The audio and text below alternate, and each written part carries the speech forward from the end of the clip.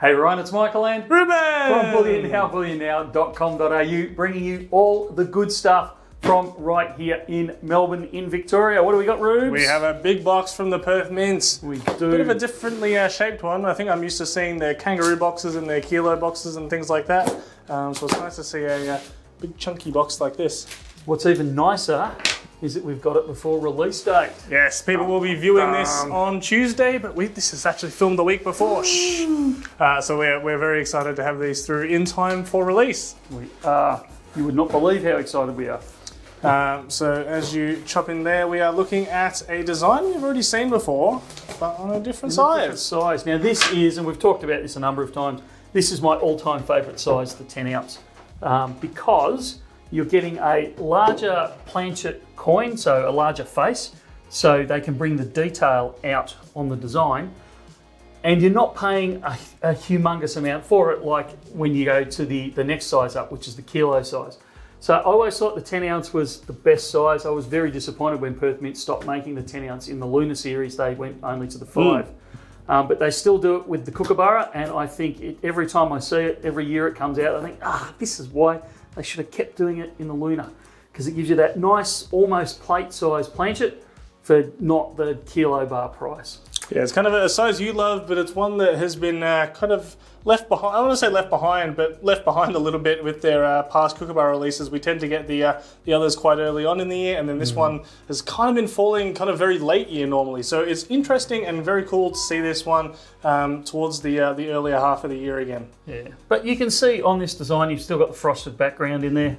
The lettering is still the same, just a larger scale, but you can actually start to see the detail of the bird.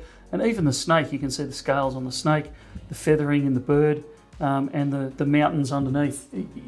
It allows that size where, maybe it's just because I'm getting old and I need glasses, but it allows that size where you can actually draw the detail out, make it slightly larger, and actually look into the coin and see what the designer was thinking when they were designing it. So, big hit on the 10 ounce. Now, they are available now. They are...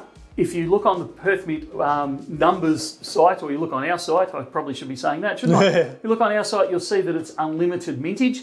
I really don't like the way they phrase that, because it's not an unlimited mintage. It's only minted for 2024. So once the end of the year arrives, and in fact it'll happen far sooner than that, because they'll be tooling up for the 2025 stuff come, that July sort of period, they won't actually produce any more of these things. So it's a very limited run. So don't be fooled by the fact that it says unlimited, because you'll find they'll only produce a small number of them anyway. So a good one to grab. It's an interesting design on a larger size with the detail there. So grab them while you can. You want to add anything, Rubes? Non-financial advice, Michael, but is the fact that they're releasing earlier in the year an indication that they might actually they might be able to produce a few more than they have in years gone by when it was kind of tacked onto the end? Yeah, look, it's possible. Yeah. But my suggestion is more along the lines of they're getting them out earlier in the year. They've got more capacity on the presses. So we're getting indications from Perth that they're actually producing other things rather than these. Yeah.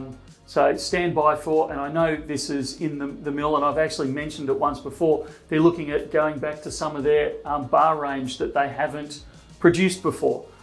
You'll see them probably bring out some of their coins. There's rumours, and there's no fact on this one yet. So, and I'm not speaking for Perth Mint, but there's rumours around that they're going to look at bringing out the double Pixiu again. Because they've got the capacity on, the theory is, they've got the capacities on the presses. So hopefully we see more range coming out rather than an inundation of, a certain size or one of the old brands. But we'll see.